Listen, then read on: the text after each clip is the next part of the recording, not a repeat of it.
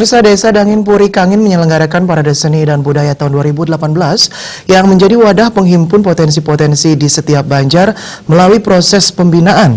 Kegiatan ini dilaksanakan selama 2 hari, yakni pada 24 dan 25 November 2018.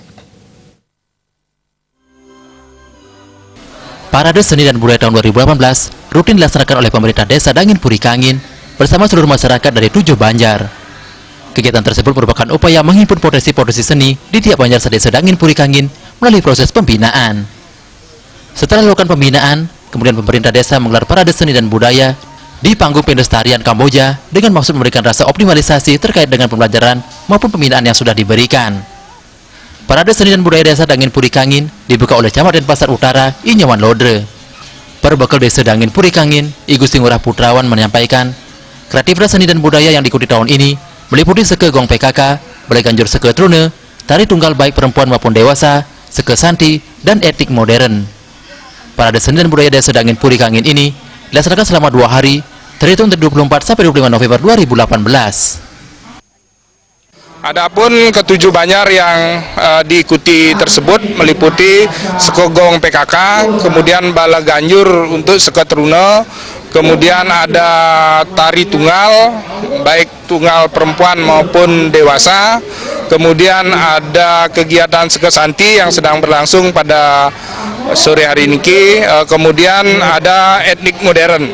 Jadi kita akan menampung segala aspirasi potensi yang ada di Banjar terkait dengan potensi-potensi terkait dengan etnik modern tersebut, meliputi musik modern tradisional, dan acara akan ditutup dengan parade bela ganjur dari seke truna di masing-masing Banjar.